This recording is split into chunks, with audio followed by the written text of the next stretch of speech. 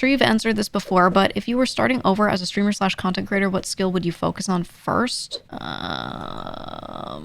I was starting over, I would not develop an enjoyment for streaming for more than 4 hours. I really like it for the love of the game, but it does not make me more money, nor does it bring me any other value other than I just enjoy it. So I do it because I like it.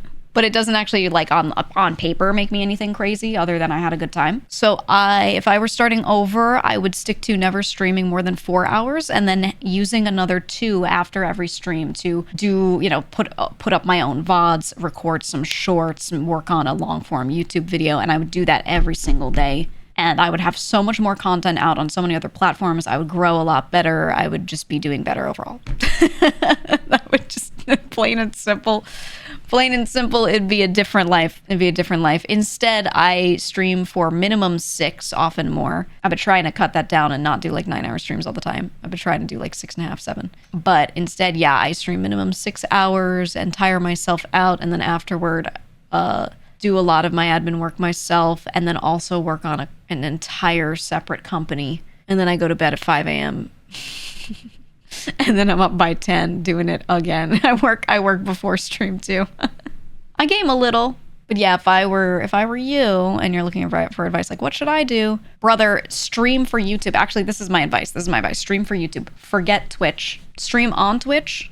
But everything you're doing is for the people who are going to watch it in video form later. Just think of everything like that. That way, if you have no one in your chat, doesn't matter. You're making a VOD. You're making a VOD for your VOD viewers if you have any.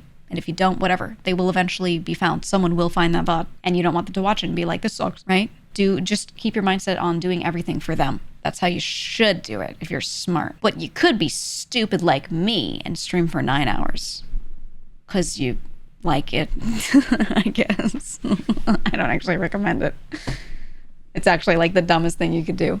And I actively nerf myself every day. Skip streaming just to YouTube content. I don't think you listened to what I said. You stupid idiot. No, what I mean by it is you do stream so that you are present. But everything that you do is with the intent of what am I going to make out of this after the stream's done? What video am I going to make out of this? I hope the VOD's going to be good, and then I'm going to try to make a video. I'm going to try and get some good shorts out of this. You think that constantly, keep that on your mind constantly. Not saying you have to like clip farm necessarily like crazy, but if every stream you can farm one solid clip, just one.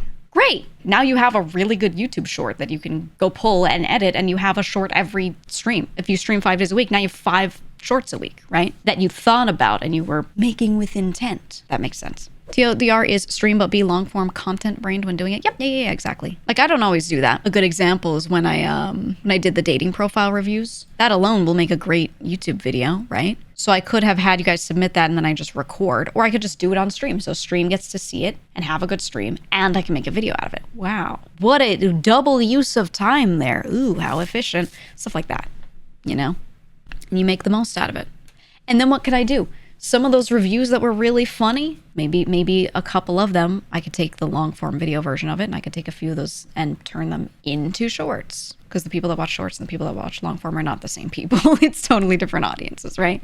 They don't talk to each other. So I get that same thing gives me a stream and a long form video, and I can make shorts out of it. But it only works well because I thought the week before, I said it would be really fun if I did this. Let me put up a form so I can get this stream out of this, right? So just doing everything with intent is good. I don't really do it often, but I do it occasionally. And I genuinely have a lot of fun doing it. So I have thought a lot about pivoting and saying, you know what, let me cut the end of my streams a little shorter so I have time to sit there and plan for the next one. And I'm just a little, you know, it's a lot to work on the other stuff. So I just kind of do my normal streams and occasionally do that stuff. But yeah, if I were starting over, I would get into a totally different rhythm, I think. Sounds really tricky to play something on stream intended for YouTube while also talking to chat. Adding that to be cohesive sounds difficult. No, it's not.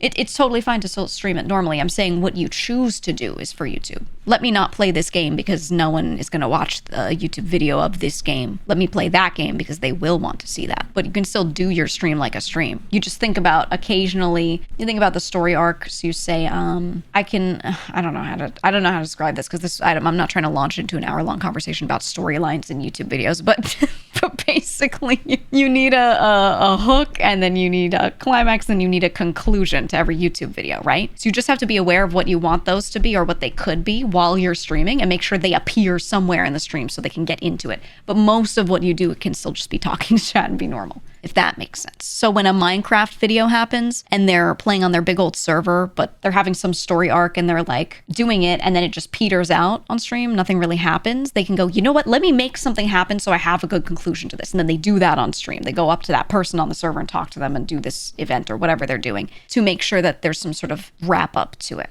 right? So that's what I mean by thinking about it. But yeah, I don't know. I love this topic. But in general, like I said, I don't really use my time that way too heavily. It's something I like doing when I can, but I don't do it super often. And I just am a little over 100K subs on YouTube because I don't post that frequently. So I still think I'm a baby. So I would go ask someone ginormous. I would ask like one of the really big Minecraft people that streams, or someone like Quite, honestly, you know. Would making videos and shorts offline that you upload for 2 or so weeks, then start streaming make sense? It all makes sense. I think you should just do everything as soon as you can do it and get in a flow of doing it. I don't think there's a good order or anything unless you have some reason to expect that a bunch of people are going to show up to your first stream. Like if you were debuting in a corpo as a VTuber, obviously you're going to have some eyes on you at first. So then you want to really have a marketing plan and say, how can I maximize the fact that there are going to be eyes on me on this date? You know, what's the best order to do things in? But if you're starting from nothing, it doesn't matter. You just need to throw shit at a wall and see what sticks. So I would just full send everything, put yourself on some sort of schedule that won't burn you out, and, you know, and go for it. Because also if you're newer to content, you don't know what you're going to like and dislike until you do it. You're going to really like making your first video, and you're going to really like some of your first streams. But when you're 2 months in, you might decide, okay, I actually hate doing this, or I like doing this, but not this frequently, or whatever. So it's important to, I think, just do so you can figure yourself out. You need to do that weird finding yourself journey kind of thing with content. But yeah, I don't know. I do think I do a lot of things objectively wrong. Is how I'll say it. I think, and I'm very aware, and I've been aware of it for a long time, there are a lot of things that I do. If I were trying to min-max this and perform super well, there's a lot that I should change. I just know what my capacity is. And when I make changes, I know myself, I have to make changes really gradually or all at once. But I think when I make major changes all at once, this seems like I have to reload the points. But when I make changes all at once, it's kind of harsh on you guys to adjust, depending on what it is. Sometimes it is, sometimes it isn't. One change that I made really suddenly was my stream times. I tried I used to stream at 8 p.m. Eastern and stream until like 2 a.m. And I said, let me try earlier streams. I tried a couple and I said, okay, we're going to afternoons now. Boom, right? I just cold turkey completely went to afternoons. That's something where I did sudden change. But a lot of other things I've changed so gradually that you guys haven't even noticed.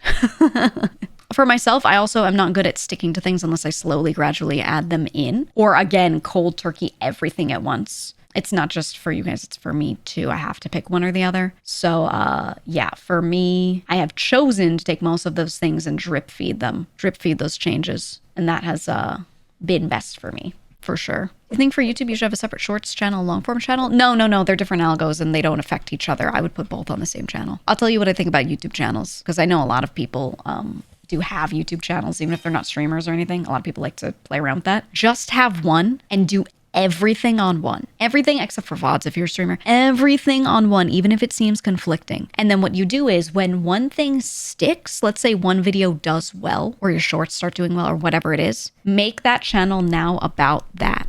Because the way people are on YouTube, this is the way I behave at least. If I watch a YouTube video from somebody who I've never watched before and I really like that video, I will click on their channel and hope for more of the same because I really liked that 10-minute thing I just watched and I want another 10-minute thing like it. So if I go to their channel and it's a lot of different stuff and there's none of that thing that I liked, I'm not going to stick around. So what you do is, you don't know what works yet because you're not a big content creator yet, so you don't know what works for you. You try everything. And then when one thing works, you do that again a few times to make sure those people are fed. And if it works 3 times in a row, now that's what that channel is. And all the other stuff, now you move it to a new channel. So you don't make another one and commit yourself to that until something else eats up the channel, right? Something else takes root and now you have to specialize it. Then you move all the other stuff somewhere else. But until then, just do it on one. Throw everything at a wall, see what sticks.